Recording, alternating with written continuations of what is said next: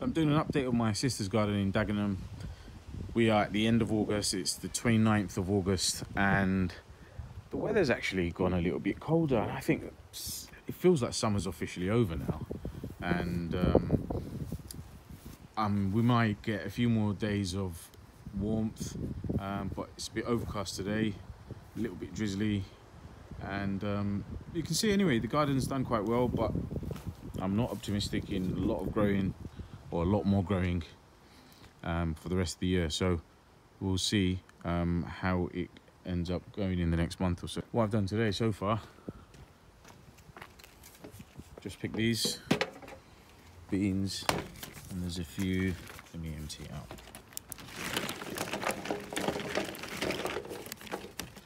So my sister asked me to just pick some beans. So we've got the purple variety. Here's an achocha, some French beans, and several types of hyacinth beans. Curly, these ones. So let me take you through the garden and I'll show you what's what. I better be quick. Just bought me a cup of tea. Just keep it insulated. So, right, let's start with the beans. There's still beans on there. So I left these because my sister wants to pick some to give to my other sisters this week. Here's the Bangladeshi long bean, luburi. So she's picked some of that. You don't get masses of this growing, to be honest, but she said next year she's going to reduce how much she grows, which is ironic. So she's getting to get even less of that. The purple beans, I just picked a load of those. Still some more left.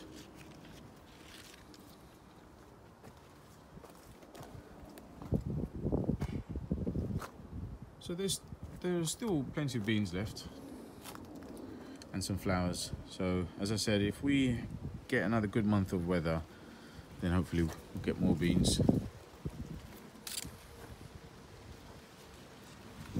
Bean.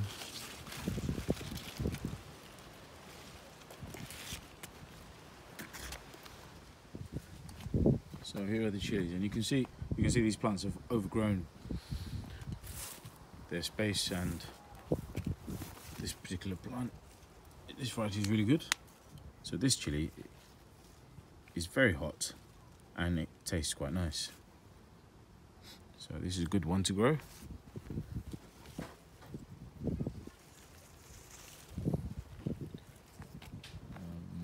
These are a longer type.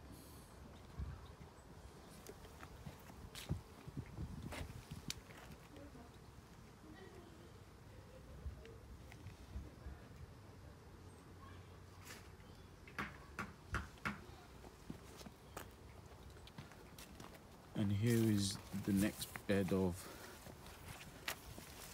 chilies, and these are Naga chilies at the front.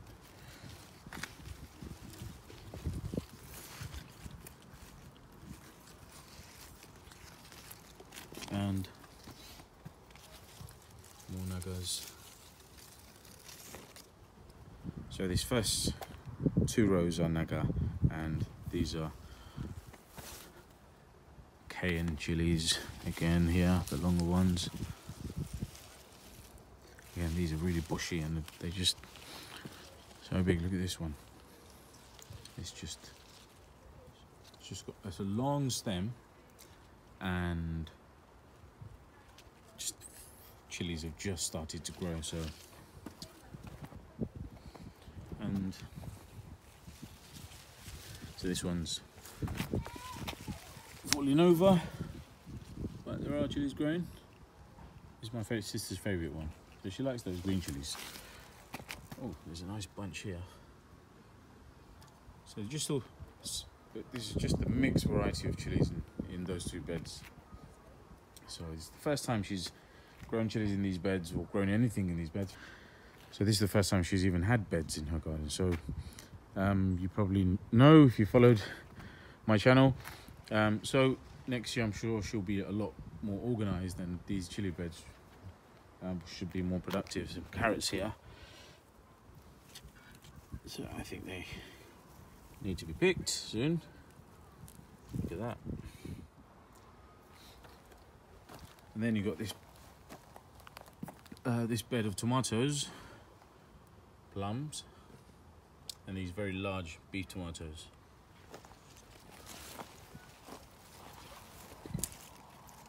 I wonder if we'll have enough time for them to fully ripen, but they're getting there. I'm sure they'll be fine. And there's some squash plants growing here. There's a little one here, and there are more. Here's one.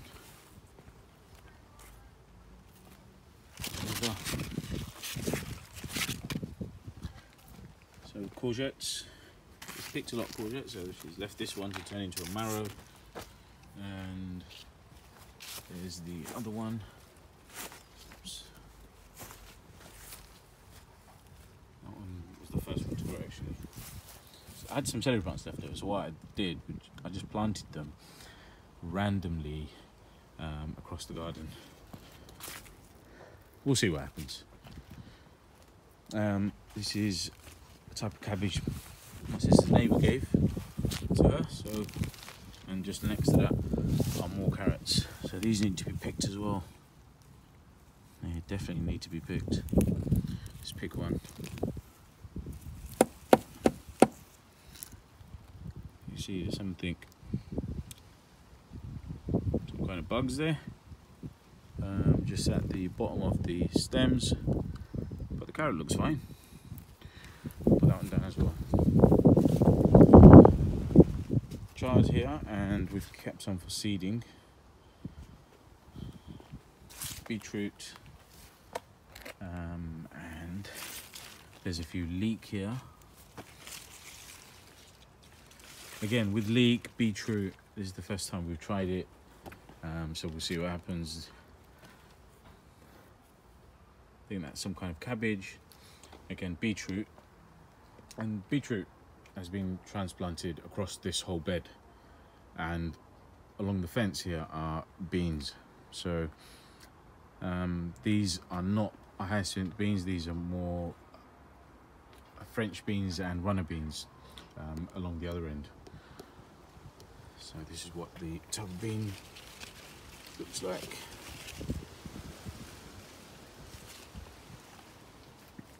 Oh, and yeah, so and then obviously this whole trellis is a bit obvious, right? These are for gourds.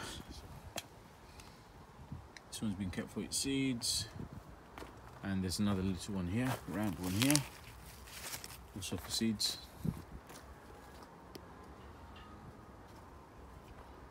It's more growing. I don't think we'll get that many more gourds now. I think the weather has taken a turn, unfortunately. So we'll just see. So some of the small ones might make it, like such as that one, maybe that one, possibly that one. We'll see. And this is all runner beans all along the fence here.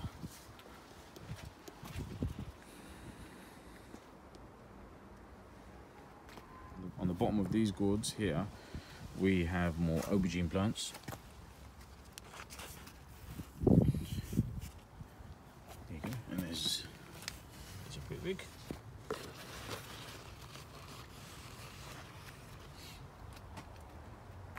And these chilies look really good.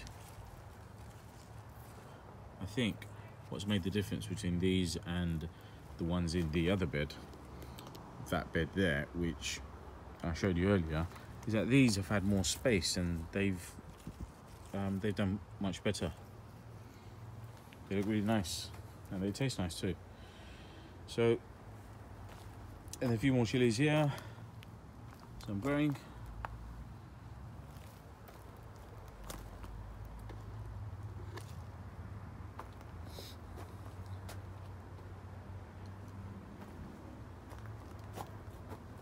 Look at all the weeds growing in the tomatoes and the grass in a basket. So here are the beds of aubergines. And some have been kept for their seeds, such as this yellow one. Go around.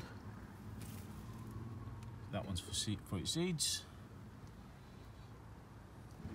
So these aubergines have done really well, and I've mentioned before that these were actually sown in Bangladesh, and my brother-in-law brought them over as baby plants. And look at this, it's actually grown amazingly well. A plant that has been acclimatized to the Bangladeshi climate and actually done really well here. So we'll hopefully carry on growing those every year. So this is a big compost bin. My brother-in-law made this he made this just before the lockdown and everything else. So this compost bin is the only thing my brother-in-law made before lockdown. Every other structure pretty much, and the greenhouse of course was always there, but all the trellises, all those small trellises, all those bean trellises, all of those beds, all of these beds were all made during the lockdown. So it's been a productive time and he made use of it. So more beans than this line, and there's a purple bean here.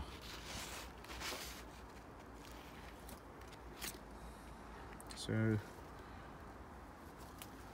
and at the back here I've got a chocha, and I'm meant to be picking those actually, so that's something else I need to get done. I forgot about this, I started videoing. So yeah, so I need to pick all of those chocha. Let me show you. So it's called fotol as well. In Bengali it's called fotol. Chocha is another name, but there's a few growing, so I'm going to have to start picking those. Oh, and let me show you this. This is kumra. Now I don't know if it's a squash or what it's called in English, to be honest, but in Bengali this is called kumra, and these are enormous. One is being kept for its seeds, that big one on the left, but even these two, it's ginormous. I'll come to this side now, look at this. So this is the kumra. This is ginormous. It weighs a few kilos. Wow, that's easily 5 kilos. That's amazing. What a 5 kilo vegetable. And look at these two. So this vegetable, you can cook it savoury, or if you let it ripen, so to speak, then you can cook a sweet dish out of it. So this is called kumra in Bengali. If you know what it's called in English, please let me know. Please leave that in the comments. And this is taro. This is elang shag. So this is a type of, it's just like spinach, grows in wetlands in Bangladesh. More taro.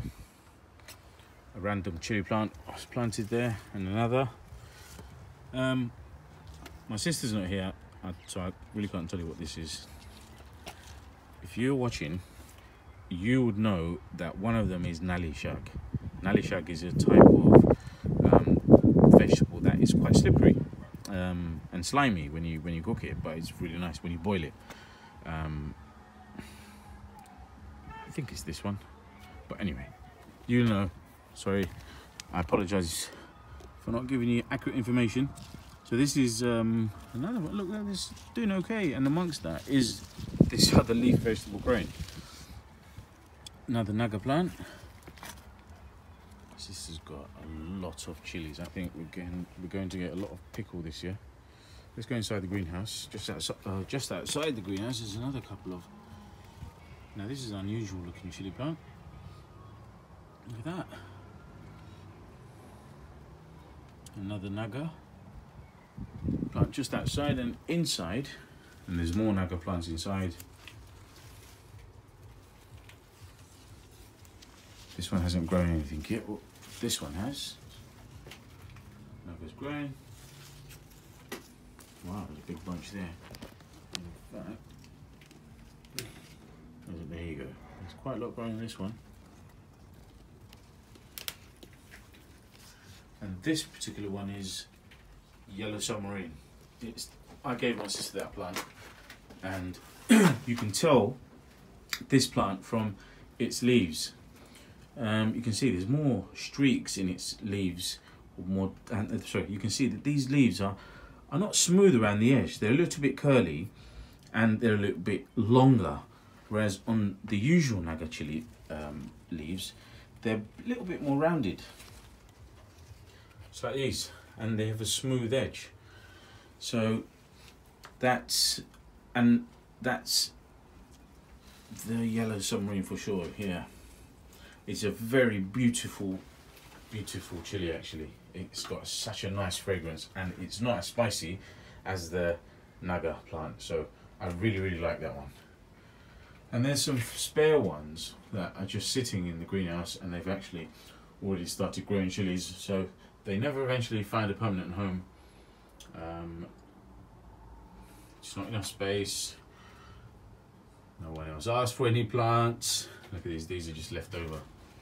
These trellises were made particularly for cucumber, and most of the cucumber plants eventually died, and there's a few left over.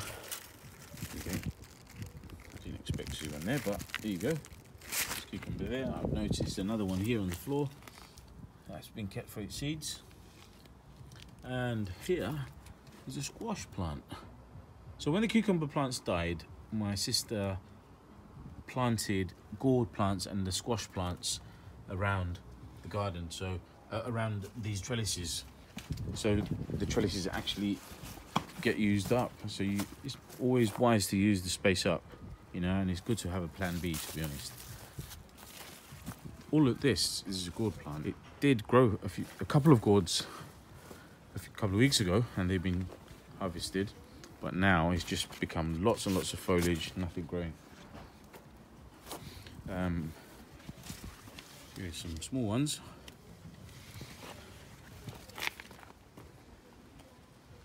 Now this was the bed where we had so much coriander from, so much. So that's all been harvested, and I guess we will plant another batch of coriander here for the winter.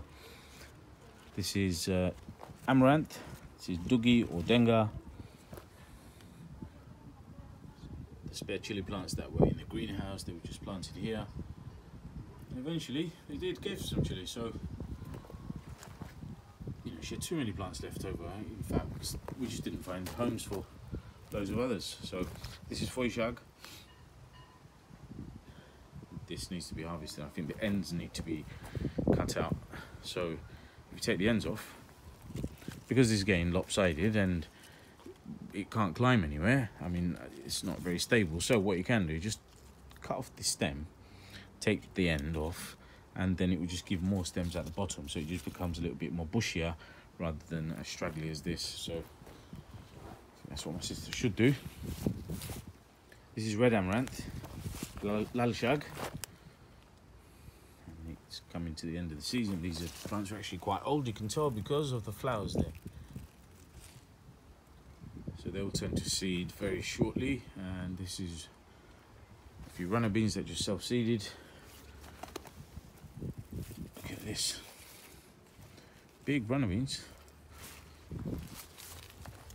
This is broccoli. So these are the plants that I gave to my sister, and you can see it's the first time we've actually grown broccoli, so we're really pleased about this. First time I've seen broccoli in a garden anywhere, to be honest, and this is fantastic. So we will try this again, and we need to get the timing right because it is a winter vegetable. This is more dugi or denga. Look how long this is.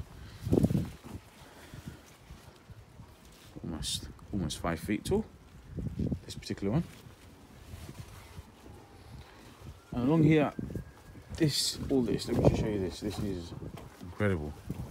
All of this foliage that you can see here, all the way over there, is one plant, one shark fin melon plant. We've had a couple of them already, but the amount of foliage is just incredible. So there's one there. Quite big. I think my sister's decided to keep that for seed. I'm sure she has. Now let me show you this. This is what happens if you neglect your tomato plants. You get tomatoes. Funny, isn't it? Tomato plants, they're considered a type of weed, and you can see how these, which were in these little cups, they just didn't find a permanent home, and they were just sitting here. They got some water because it's exposed, and they survived, and look, loads and loads of tomatoes. This really should encourage anyone who's not really gardening. If you've got some land or a little bit of space or some pots, you can grow any type of vegetable you want pretty much, and you really should give it a go. And this is how easy it is to grow tomato plants. So if all else fails, try tomato plants. I'll end it here. My tea's getting cold. Please give me a thumbs up, subscribe to my channel, and please share it with others. Take care.